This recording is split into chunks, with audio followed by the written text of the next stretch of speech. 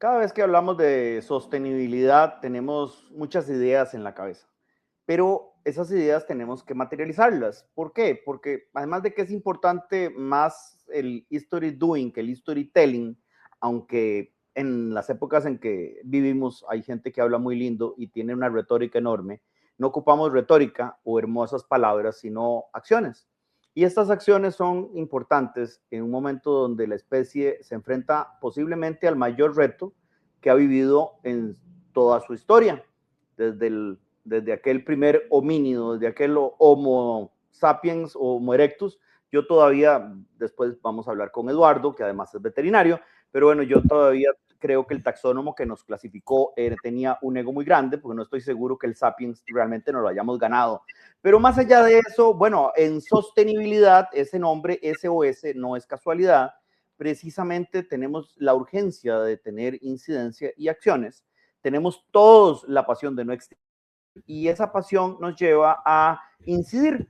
Pero bueno, hoy nos va a acompañar, bueno, nos acompaña Alejandro Solís, que es parte precisamente de este grupo de acción que queremos llevar a esa práctica la sostenibilidad y no extinguirnos, como les comenté hace un momento.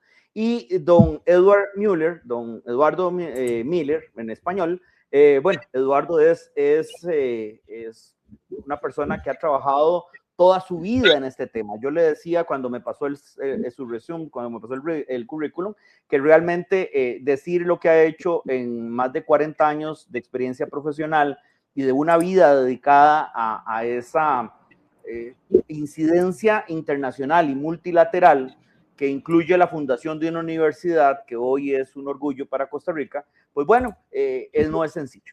Más allá de esas palabras, agradecerles las personas que nos están escuchando, que nos están viendo, porque creo compartimos esa pasión por no extinguirnos. No sé, antes de darle la palabra a Eduardo, si Alejandro tiene algo para compartir con nosotros.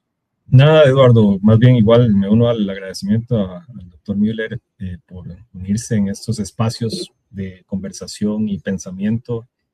Recordar que Sustainability nace como un impulso para llevar todos estos avances, la información que está disponible para poder tomar mejores decisiones en todos los niveles. Entonces, nada, agradecerle a don Eduardo y adelante, Eduardo. Hay dos Eduardos. Sí, estamos entre tocayos.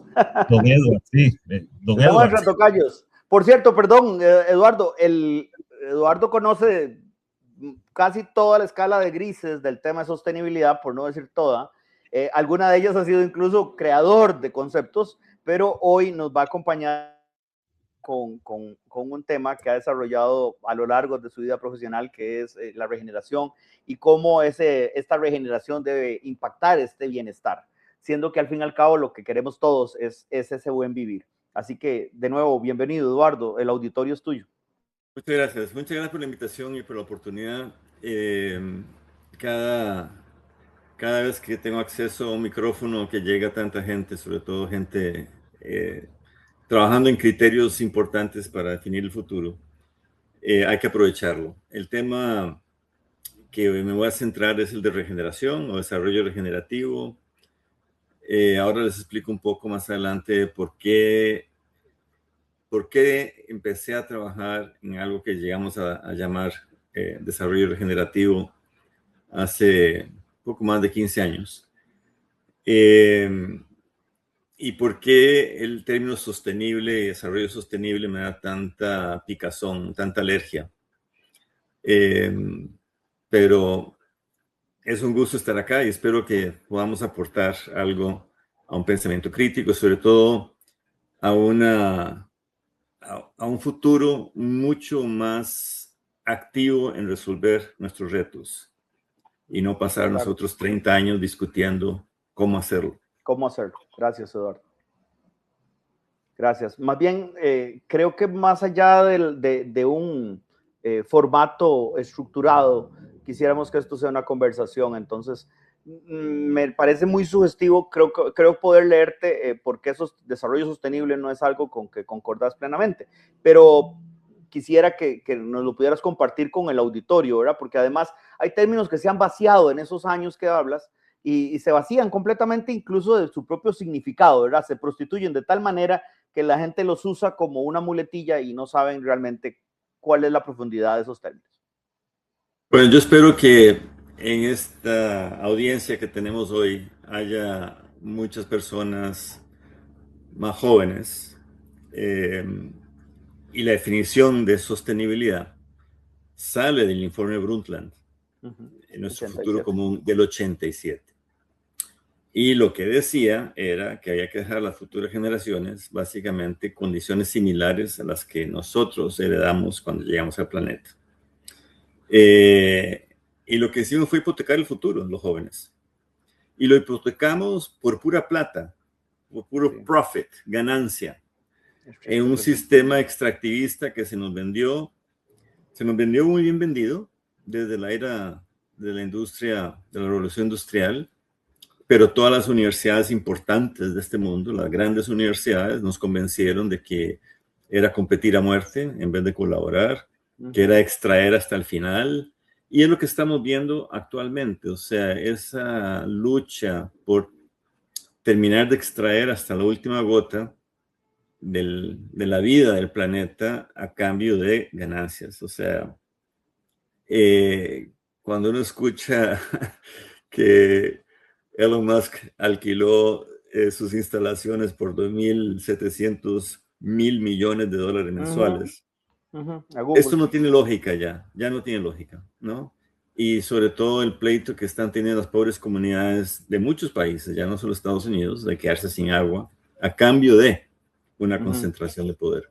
Entonces, durante tantos años, 39 años, y sobre todo pensando en el Río en 92, donde se llega a hacer el programa 21, donde se dice cómo implementar la sostenibilidad, no pasó nada. O sea, ¿cuántas COPs hemos tenido de las 3 convenciones? Y seguimos planteando ideas totalmente equivocadas. Y básicamente esto viene del enfoque científico y académico del Occidente. Uno lo puede volver atrás a René Descartes, que separó lo material con lo espiritual. Lo puedes ir a Newton, que con su reduccionismo hablaba que un sistema se compone por las fuerzas que ejercen sus componentes uno contra otro. Y perdimos esa visión del uno, esa visión sistémica. Y no es porque no tengamos información y metodologías. O sea, yo empecé justamente en CATI, en Turrialba, a trabajar sistemas en el año 80. Y hacíamos simulación de fincas, utilizando metodologías de sistemas. No hemos logrado avanzar y hay varias razones. Una, cuando yo fundé la universidad era para implementar sostenibilidad. Yo venía del sistema público y habíamos conseguido muy buenos recursos, habíamos hecho un diseño estratégico para cambiar el marco estatutario de una universidad. Se consiguió mucho dinero de Holanda para hacer una reestructuración hacia un sistema universitario horizontal. ¿Por qué? Porque, y esto fue la razón, en realidad, cuando no se logró, fue la razón por la cual yo me fui y fundé la UCI. Porque yo estaba seguro que si no podíamos integrar ambiente, economía y sociedad de una manera transdisciplinaria, totalmente integrada, no íbamos a avanzar. Y lo que me di cuenta cuando me tocó implementar la Agenda 21 en esta universidad, fue la primera institución del mundo que implementó Agenda 21. Wow. Y yo me ofrecí de voluntario. Lideraste el proceso, imagínate. Yo lideré el proceso. Lo más interesante, conseguí mucho apoyo de la gente de historia, de música, de filosofía, pero de las ciencias duras, ni siquiera en mi facultad, que era veterinaria, conseguí apoyo. Cuando empecé la UCI, la mayor dificultad que tuve fue encontrar profesores que pudieran trabajar de manera transdisciplinaria. Claro. Construir porque esa cátedra de esa manera. venían formados en esas cajitas pequeñas. No, y tal vez el segundo reto más importante, que se volvió el reto más trascendental y transversal de todos esos años, fue poder encontrar profesores, académicos, científicos que estuvieran dispuestos a desaprender. Y ese es el gran reto. O sea, cuanto más formado un académico y cuanto más famosa la universidad donde estudió, más le dificulta es aprender. Sí, claro, más cuadrado y lo que ya aprendió es lo que tiene, no otra para cosa. mí es inconcebible que nuestras universidades en el país y a nivel mundial le sigan enseñando a los alumnos a ponerle veneno a lo que vamos a comer. Les siguen enseñando a los alumnos que hay que destruir el suelo con un arado y hay que destruir la vida en el suelo con fertilizantes. Destruir les enseñando que el suelo es un sustrato inerte, Eduardo, porque a veces se ve, tal vez se conoce la flora y o sea, el bioma del suelo, pero no se respeta. Entonces, al fin y al cabo, es eso para ellos, un sustrato inerte, y no es así. Entonces, justamente yo estuve muy involucrado a nivel global.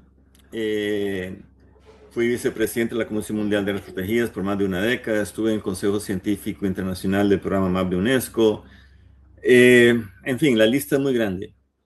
Y llegó un momento donde yo dije, esto no va a funcionar. Esto no va a avanzar y nos vamos a extinguir. Porque la sostenibilidad tomó un rumbo de que era hacer menos daño. Entonces, un estudio de impacto ambiental es legal, pero es inmoral, porque te permite reducir los impactos sociales y ambientales, y eso ya no. Entonces, por ahí del 2009, 2010, empecé a trabajar, y como venía trabajando mucho en reservas de biosfera, que eran territorios con desarrollo y conservación, con sistemas de gobernanza, educación, ciencia, etc. Dije, tengo que traer algo nuevo, un nuevo enfoque. Y ahí fue donde desarrollé el concepto de desarrollo regenerativo, que se integra desde la parte ambiental, con madre naturaleza funcionando a nivel de paisajes y función ecosistémica a nivel de paisaje, que depende, por supuesto, completamente de la biodiversidad. Es un toroide, del otro lado del toroide está la espiritualidad, y cuando empecé a hablar de espiritualidad, inclusive con sostenibilidad, porque esto lo incorporé a la sostenibilidad, al triángulo de ambiente, economía y sociedad, le agregué cultura, política y espiritualidad ya en el año 96. Qué lindo. Y cuando hablaba con rectores de universidades, inclusive de esas famosas de Estados Unidos y Europa, las Ivy League, espiritualidad, estaba loco. No solo eso, me decían, eso va al departamento de religión. O sea, okay. Eso no es ciencia. Una incapacidad total del académico, común y corriente. Digo común y corriente en el sentido de que hay académicos que obviamente han progresado y han trascendido, claro. Pero la mayoría, con ese enfoque tecnocrático, no entendía lo que era espiritualidad y menos cómo lo incorporas en el cotidiano. Claro. ¿Será parte de miedo al cambio, Eduardo? No. ¿No será como una forma de reacción de miedo a, pucha, me están sacando de mi zona de confort? No es porque al fin y al cabo esto es parte de ese pensamiento crítico. 200 años de un sistema educativo completamente equivocado, diseñado para controlar al ser humano, diseñado para tener empleados baratos que no pensaran mucho para la industria. Y hoy seguimos, el profesor arriba, de pie, los estudiantes sentados, agrupados por la edad, que no tienen ninguna relación. O sea, los niños no se agrupan por edad. O sea, hay niños más avanzados, niños menos. O sea, no tiene ningún sentido y menos sentido tiene que todos aprendan lo mismo, no importa si están en México, en Costa Rica o en Argentina. Entonces, y sobre todo ahora que tenemos un colapso planetario acelerado y la inteligencia artificial, el sistema educativo está completamente obsoleto. Es más, los programas universitarios de hoy, yo diría que más del 90% ya están formando a gente que no va a encontrar trabajo. En eso que están estudiando. Veo universidades construyendo edificios especiales para trabajar programación de inteligencia artificial. Hace 4 meses o 3 meses los stocks de las empresas de software cayeron al piso, porque hoy la IA se programa ella misma. O sea, ¿cómo vamos a embarcar a jóvenes a estudiar esos temas? Pero volvemos de nuevo al tema de por qué sostenibilidad, por qué regeneración. Tomemos medicina. Cuando éramos niños, tal vez Alejandro no, pero vos y yo seguramente, el médico de familia se sentaba contigo media hora, 40 minutos, una hora, y conversaba contigo y al final te decía, cambia la dieta, hace ejercicio, claro. haga integral. Eso. Y si acaso en un 10% de los casos te mandaba algo de medicina. Hoy en día llega uno y te mandan a hacer 20,000 exámenes, ¿no? Que ni te miran a la cara. No. Ese análisis de esos 20,000 exámenes lo hace mejor la inteligencia artificial. O sea, ese médico de hoy ya está obsoleto también. Él ya está obsoleto en sí. Estoy de acuerdísimo con vos. Y ahí vamos con ingenierías. O sea, ¿quién va a hacer cálculos estructurales? ¿Quién va a hacer? Además, se decía que los arquitectos iban a tener una posibilidad porque tienen la creatividad. Escucha, hoy la IA tiene también creatividad y te da 500 opciones en 3 segundos para que tú escojas lo que más te gusta.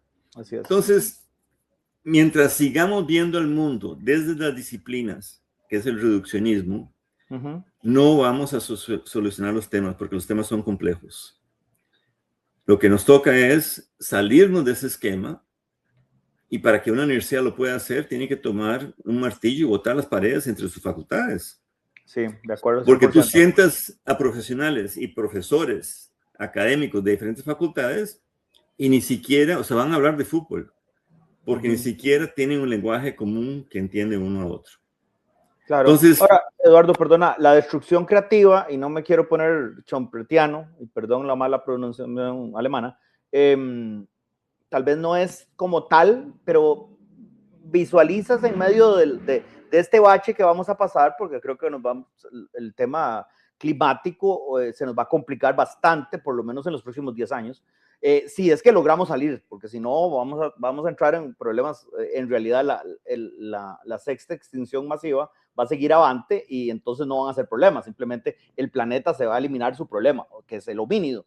Pero bueno, teniendo un horizonte positivo, ¿crees, Eduardo, que un año niño extremo o severo como el que se supone, puede ser que con las ondas de calor o los golpes de calor europeos, las nevadas que me estoy imaginando en Nueva York ahora en diciembre, etcétera, ayude a que la gente despierte o no? ¿Qué tan optimista sos en esa parte? Va a despertar, pero es la población la que va a despertar, no los científicos, ni los políticos, ni los empresarios. Ok, interesante, gracias.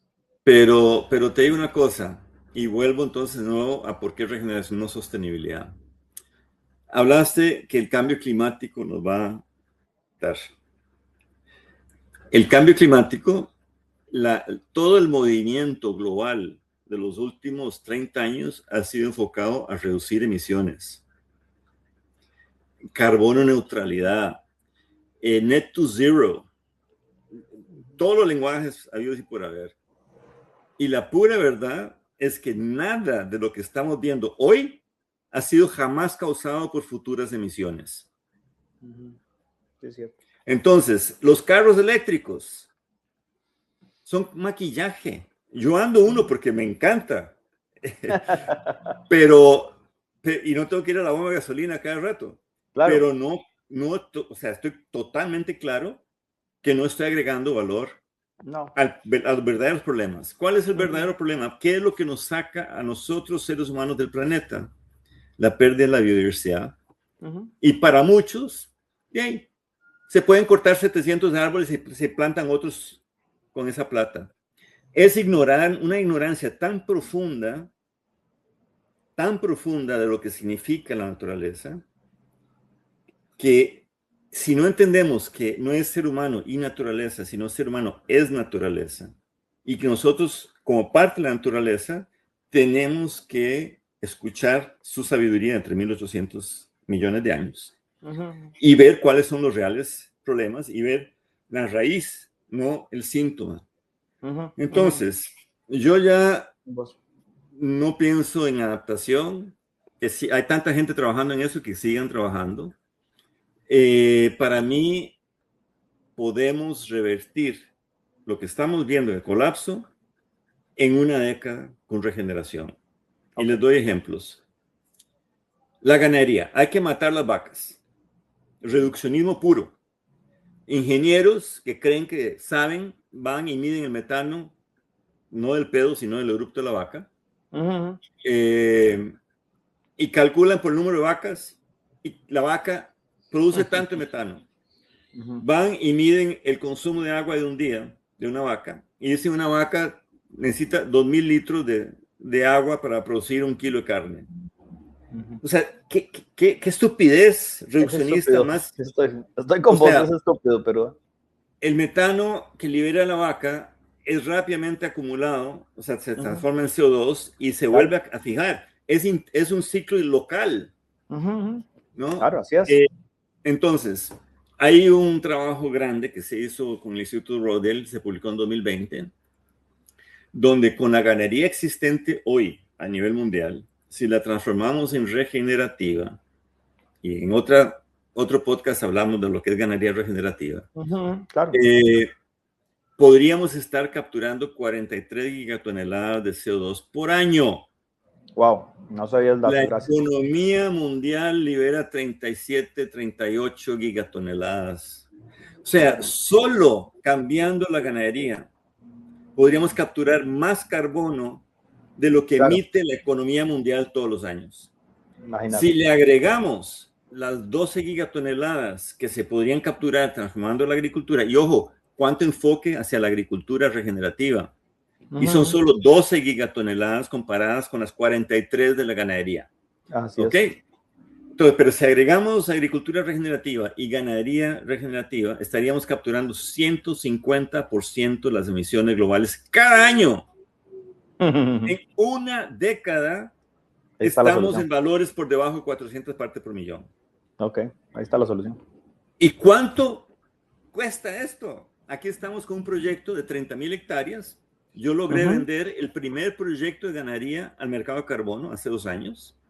Y está aquí en Costa Rica. Son 30,000 hectáreas donde al duplicar la producción para el ganadero a lo largo de algunos años, porque hay que aumentar la cantidad de ganado, pero estamos en capacidad de devolver hasta un 30% de cada finca a corredor biológico. Imagínate. El potrero puede fijar más carbono que el bosque, que los árboles. ¿Por qué? Uno, eso va a la raíz, va al suelo, no se quema. Con sequías no se libera. Plantar árboles es muy bueno, sigamos plantando árboles, pero los árboles se están secando, se están quemando y están liberando carbono. Entonces, para llegar a tu pregunta, mientras no entendamos cuáles son los verdaderos desafíos, y están los límites planetarios, están los 16 puntos críticos de inflexión que han sido escritos y para mantener el sistema planetario funcionando, de los cuales 9 están excedidos. Los límites planetarios hemos excedido 7 de 9. De 9. Y biodiversidad es lo más crítico. Sí. El planeta perdió el 73% hasta el 2020. Ojo que estamos ya en 2026. Ponerle un 75% de la abundancia de biodiversidad en los últimos 50 años. Sí, claro. Y te doy otro dato más abrumador. América Latina perdió el 96% de la abundancia. Estamos perdiendo 1% cada 4 años. O sea, nos quedan 4% para un colapso total. Sí, claro. Y de nuevo el reduccionismo. En la escuela de biología piensan en especies. Y sí, la gente reacciona y se asusta porque hay 1 millón de especies en extinción. Pero no tienen la más remota idea de que la abundancia es lo que hace que los ecosistemas funcionen. Sí, claro. ¿Qué es abundancia? Muy sencillo explicar. Se lo digo a alumnos, a políticos. ¿Cuándo fue la última vez que raspaste el parabrisas para sacar los insectos? Años. Pero años. Eso era abundancia. ¿Vos te acordás de las polillas que llegaban a la casa? Bueno, en el volcán, en el caso mío, unas polillas hermosísimas, unas noctuidades preciosas, Y a eso ya no se ve. No se ve. El abejón de mayo. Así, por ejemplo. Antes eran miles. Ahora aparecen 3 o 4. O sea, eso es abundancia. Y los ecosistemas no funcionan sin la abundancia. Entonces, cuando tú talas 700 árboles, que es un bosque, es un ecosistema, y plantas 1000 o 2000 o 3000 árboles, ellos no cumplen la función ecosistémica, no. Porque todos esos bichos se murieron. Claro. Entonces, otro dato que tal vez no sé si sabes, y lo publicó Toby Kears, que es la directora de SPUN, Society for Protecting Underground Networks. Yo he trabajado con ella, brillante.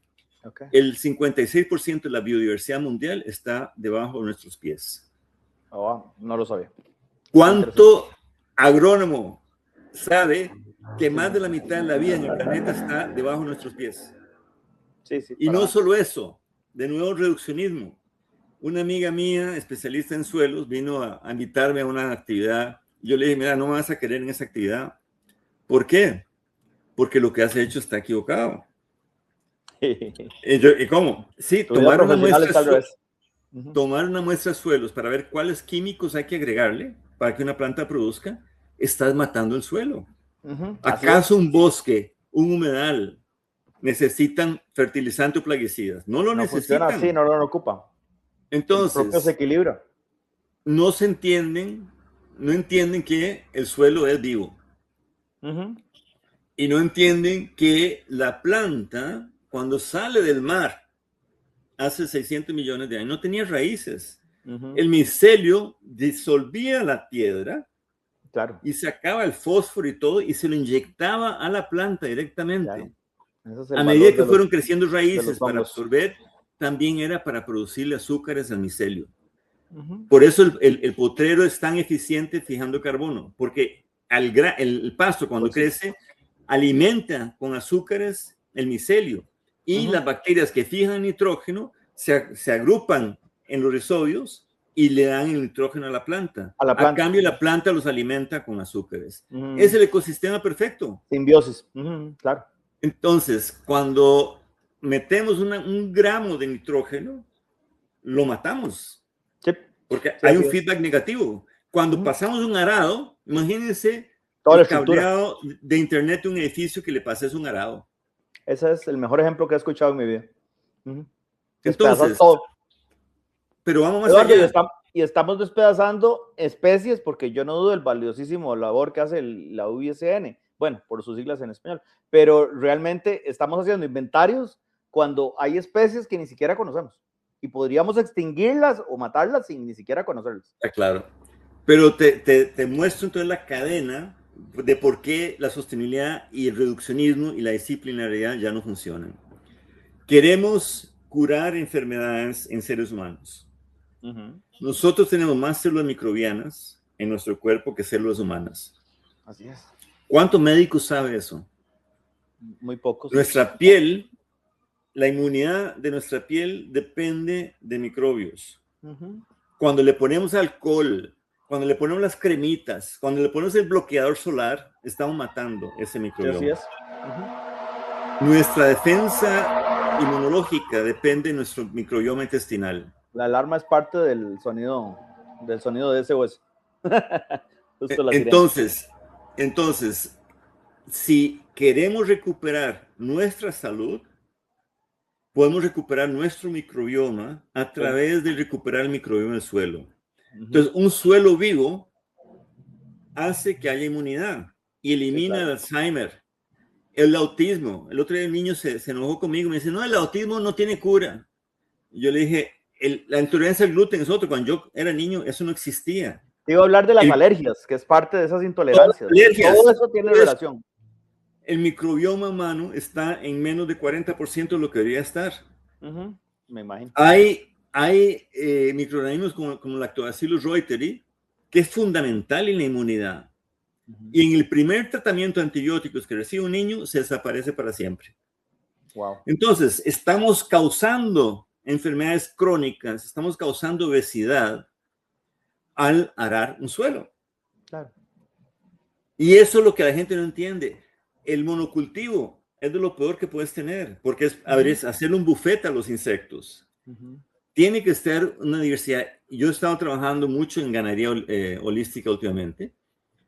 Hasta los mexicanos que han recuperado la lluvia en un desierto, ellos ahora están con 80 especies creciendo en los pastizales, en vez de un monocultivo, que fue lo que nos enseñó la universidad a hacer.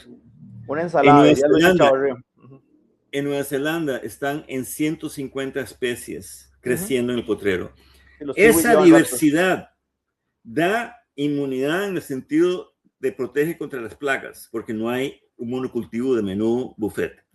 Pero además, esos son los que producen los fenoles y todas las otras cosas que hacen que la carne de res regenerativa tiene 85% más de nutrientes que la carne de res química. Claro. Un tomate regenerativo equivale a 10 tomates orgánicos en cuanto a nutrientes o 50 químicos. Entonces, mientras sigamos separando nutrición de agricultura, de suelos, de medicina, de salud, no vamos a resolver ni siquiera nuestros problemas como seres humanos. Mucho menos cuando tenemos gente tan ignorante que cree que podemos seguir haciendo daño a cambio de ganancia económica. Y el planeta ya no puede subsistir con eso.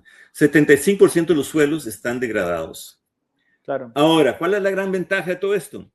Que a través de la regeneración yo puedo revertir eso. Y lo estamos haciendo. Aquí, durante COVID, en Guanacaste, donde vivo, empezamos un proyecto de agricultura regenerativa a través de Costa Rica Regenerativa, que la habíamos lanzado en el 2018. Llegamos a producir por hectárea más de 10 toneladas por mes de 35 cultivos simultáneos.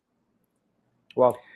De altísimo valor nutricional. Es más, a los 2 meses una señora que yo había visto los bebés cuando empezamos a trabajar con esa comunidad en Tempate, aquí en Cartagena,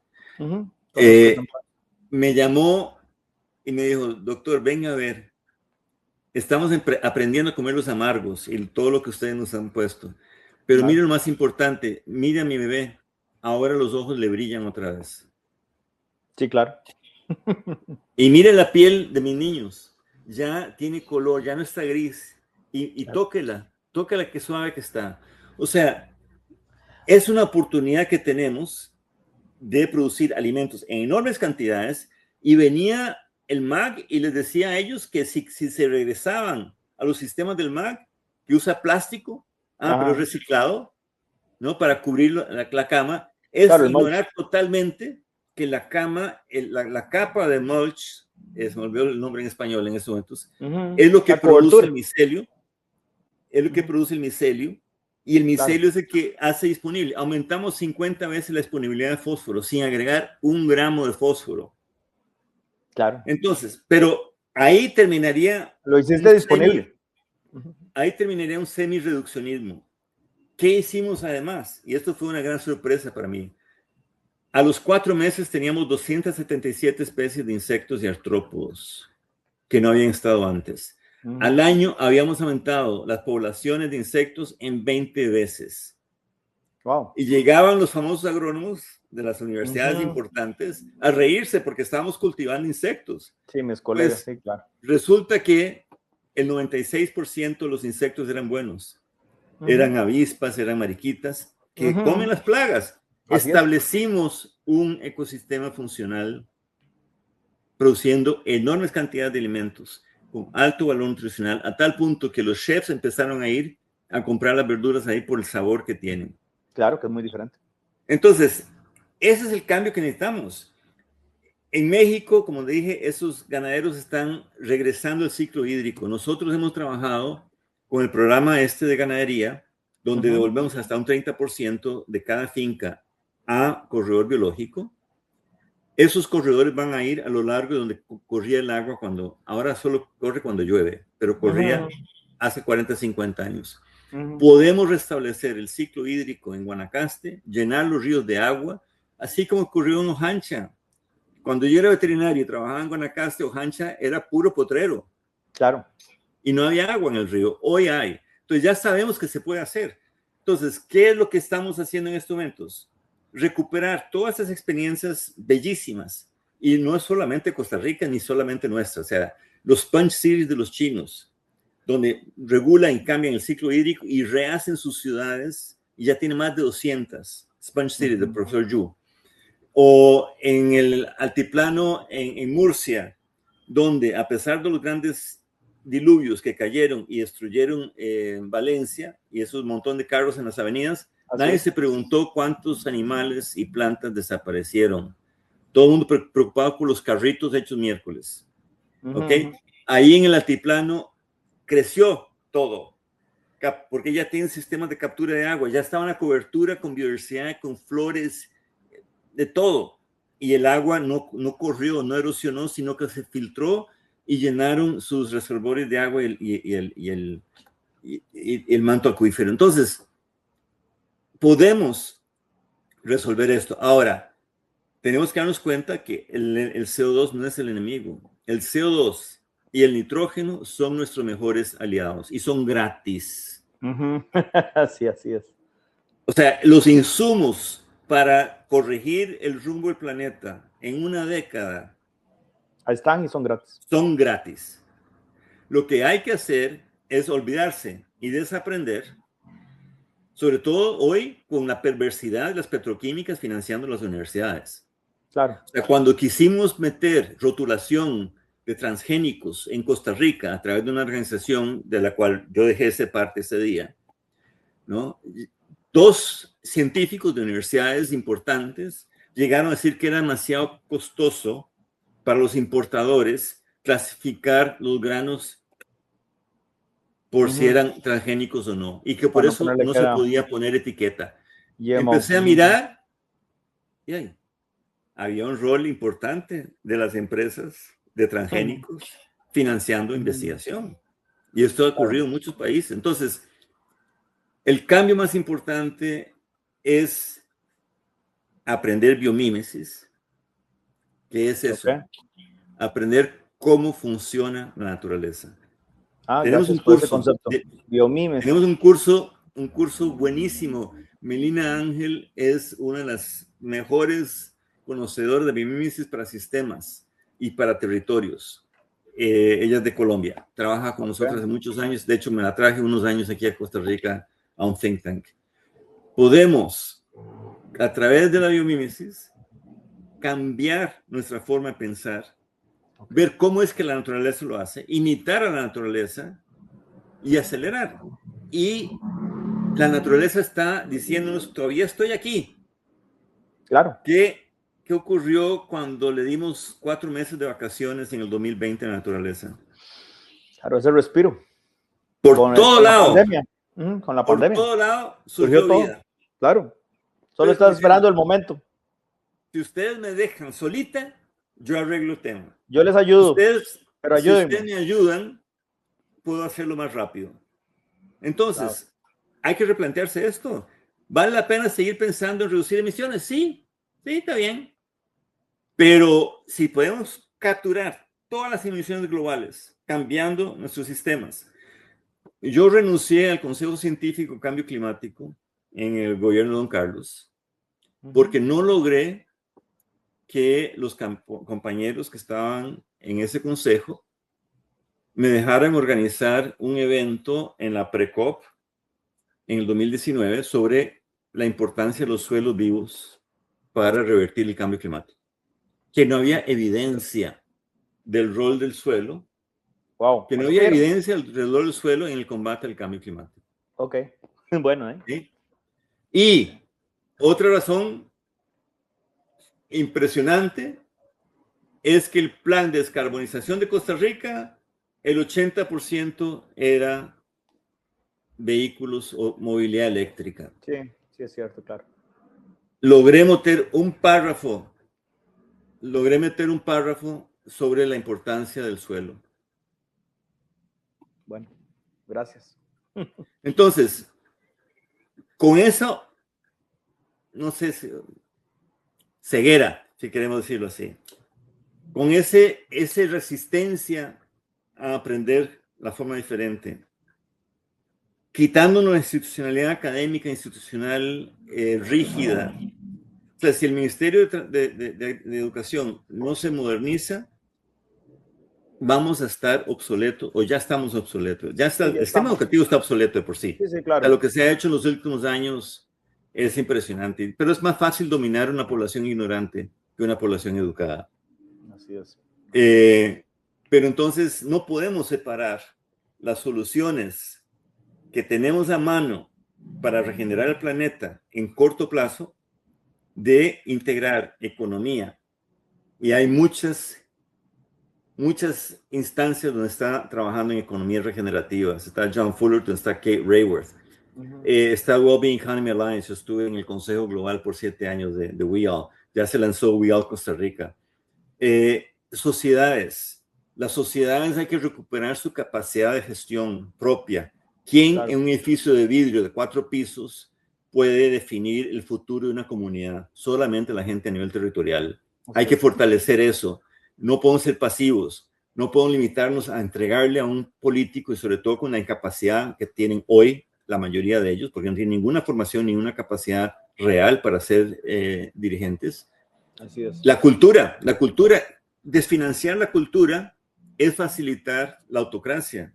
Claro. ¿Por qué? Porque la cultura nos da identidad. El término agricultura. Sentimiento de pertenencia. El término agricultura justamente nos da esa visión de miles de años de relación con un territorio. Y las celebraciones culturales. La cultura no es una tarjeta postal con un baile típico. La cultura no es pagar millones por un Picasso. La cultura es esa amalgama que nos da identidad, nos da autoestima. Claro. Y al desfinanciarla, perdemos. La celebración, el arte, la música, son formas de celebración. Nuestras grandes celebraciones culturales de diferentes lugares es eso. Se celebraba la cosecha, se celebraba el plantío, se celebraba la unión, la minga, la unión de la persona para hacer algo conjunto. Por supuesto. Hay que obviamente regenerar la política. Ya no podemos, hombres blancos o de pelo amarillo, ya no. Tenemos que tener empatía. Claro. Y tenemos que abrir nuevas oportunidades para la espiritualidad. No estoy hablando de religión, es esa conciencia profunda. ¿Por qué? La regeneración empieza por un cambio personal. Por un cambio de cada uno. Sí. Y el cambio personal es de tan grande la importancia de darnos cuenta que somos naturaleza, de darnos cuenta que tenemos que hacer esta transformación personal. El bien del otro es el bien mío, y el otro no solo es el homínido, sino es el otro ser vivo, bueno, o incluso inanimado, en principio el agua, o el suelo, o como sustratos. Lo que yo haga mal, me hago mal a mí mismo, ¿verdad? Ese principio de unicidad que hemos perdido. Y los MBAs de las famosas universidades de afuera y de aquí siguen enseñando competencia. Sí, competencia. Las escuelas de negocios siguen enseñando competencia pura. Lo que necesitamos es colaboración. Claro. Desde el niño. ¿Por qué? A él le doy un premio de mejor alumno en matemáticas. A él le doy un premio de mejor futbolista. No. ¿Por qué no le damos premios a los que agarran su clase y mueven toda la clase hacia un bien, hacia un futuro, hacia una actividad? Claro.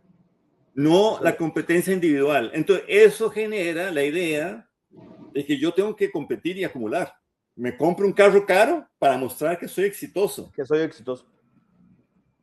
Claro. Entonces, de nuevo, la sostenibilidad tiene todo eso en cajitas diferentes. Bueno.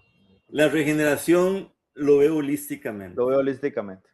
Yo creo, Eduardo, que tenemos que seguir hablando. Por tiempo me parece que tenemos que ir cerrando, pero yo te agradezco enormemente porque vamos a ver, primero me estás hablando de lo que ya hiciste, no solo de lo que escribiste, de lo que has visto alrededor del globo, porque además tu vida profesional te ha llevado por África, por Asia, por Oceanía, no solo has visto fotos y videos, has estado en esos territorios, has visto regeneración en África, has visto regeneración en Oceanía, has visto, ¿no? La has promovido, ahora estás con un proyecto que me contabas, que yo no conocía, gracias por eso, en Tempate, allá en Guanacaste. Así que no solo estás escribiendo o diciendo, otra vez comenzamos este podcast hablando del story doing y no del storytelling. Bueno, Efectivamente, estás basado en ciencia, sí, seguís siendo, para los que, perdón, porque al principio dije que el currículum de Eduardo es muy amplio. Eduardo es médico veterinario de formación, pero no es solo, por lo menos en Costa Rica le decimos doctor a los médicos veterinarios, pero no solo es doctor por eso, sino que también tiene un grado doctoral. Pero bueno, gracias a Dios, no solo es ese philosophy doctor del que escribe, sino del que hace y del que ve las cosas pasando. Me dejas lleno de esperanza, lleno de ilusión. Tocaste un punto, y perdón porque no nos da tiempo de profundizar más.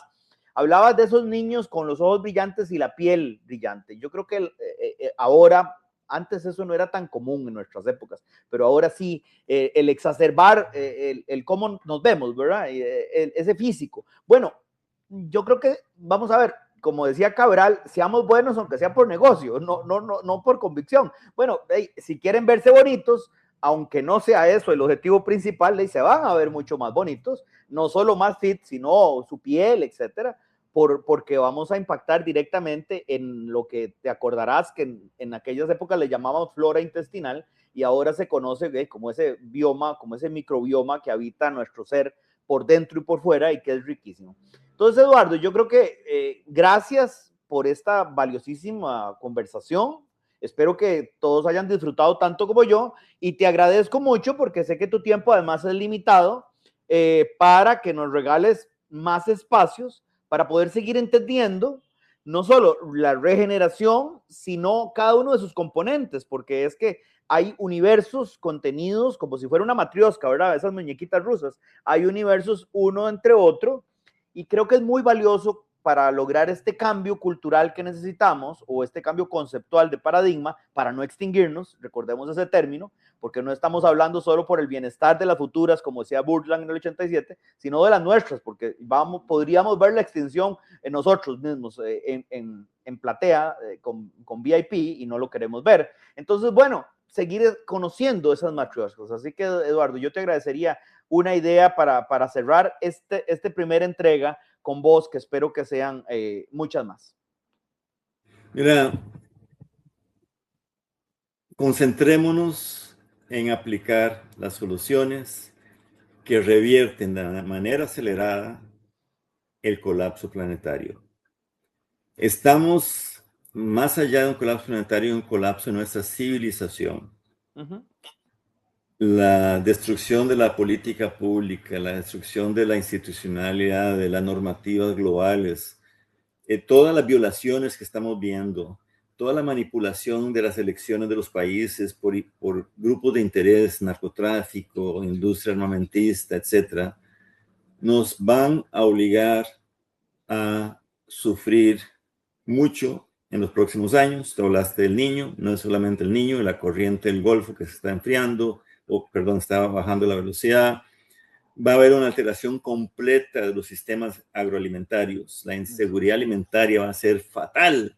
Hambruna. Y no estamos preparados. No estamos preparados. Y la aceleración del subida del nivel del mar, nuestras ciudades costeras desaparecen. A no ser que regeneremos. La única forma es capturar carbono de esa atmósfera y meterla bajo nuestros pies. Y eso lo podemos hacer a través de la regeneración.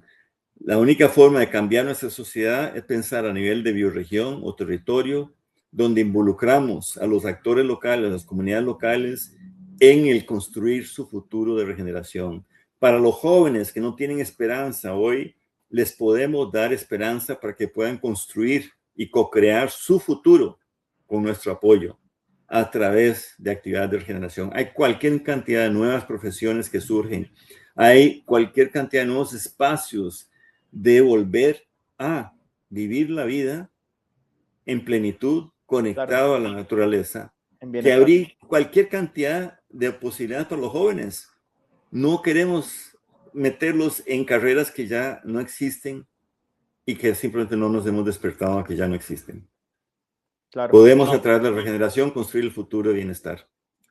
Muchísimas gracias, Eduardo. Gracias a los que nos han acompañado. Esperamos seguir en esta serie de video podcast y seguir avante, porque este grupo de sostenibilidad precisamente pretende eso, generar pragmatismo y soluciones.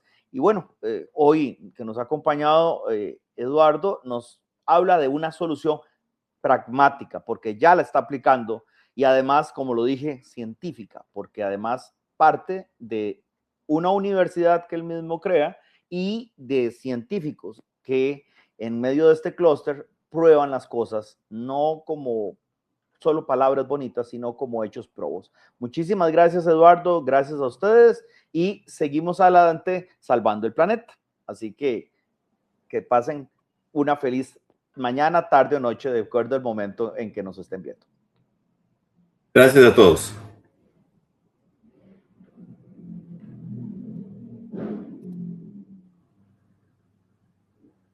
Muchísimas gracias, Eduardo. Yo creo que no tengo acá cómo parar la grabación porque el Control Master lo tiene Alejandro, que nos dijo que tenía algunos problemas.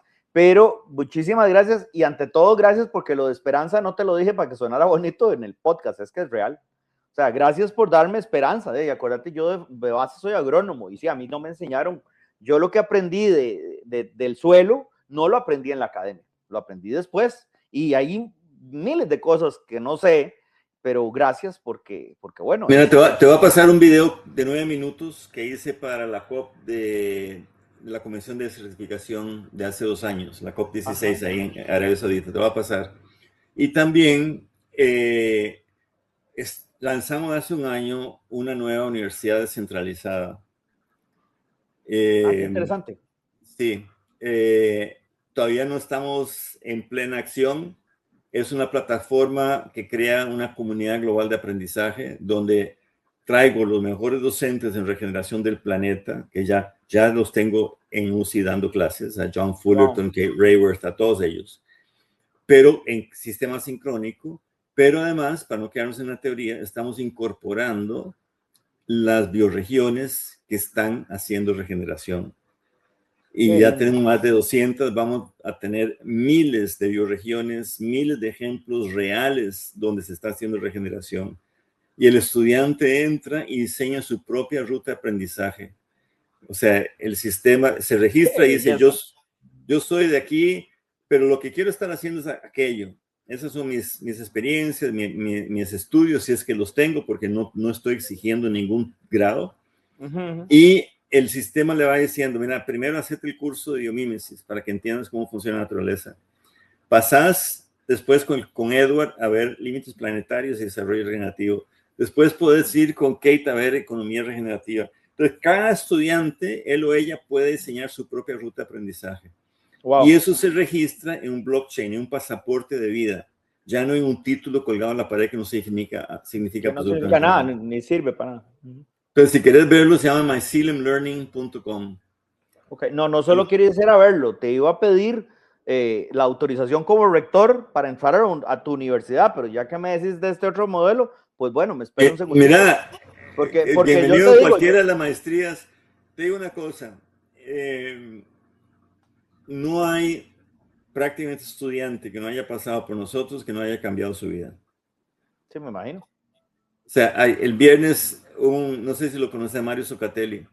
No tengo el gusto. Vi la grabación que tuviste, pero creo que la publicaste. Sí, no, eso fue la grabación, la semana anterior. No, este lunes fue, en realidad. Este lunes, Mario lanzó su libro sobre aplicación del desarrollo regenerativo al turismo. Mario fue de los grandes empresarios de turismo del país, co-creador del certificado de sostenibilidad turística. Ajá, lo conozco, el certificado. No a Mario. Tenía hoteles, agencia de viaje, todo. Vendió todo. Al cuarto o quinto mes del certificado, vendió todo y abrió una fundación para promover la regeneración. Qué bueno.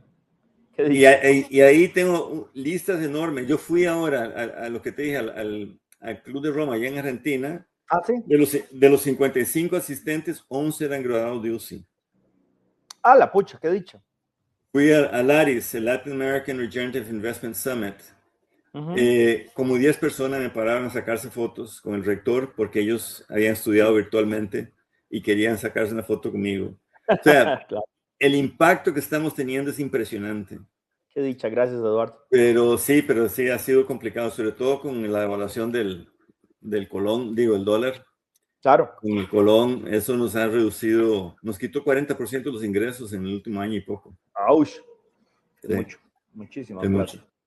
Pero bueno, Mucho. gracias por la oportunidad, con todo gusto, cuando quieran. Gracias más. A vos, un abrazo enorme, lindo fin de semana, éxitos con tu muchacho que me dijiste que llegaba hoy y seguimos avante de eso, haciendo cosas como ya de por sí vos estás acostumbrado, Eduardo. Así que un abrazo enorme, lindo fin de semana, hasta luego. Igualmente, chao. Y cuando estés por San José, te das una vueltica allá por el volcán, pero no por donde Lucho, sino al otro lado. Gracias. Mira, Lucho tiene años de estar invitando y nunca ha ido.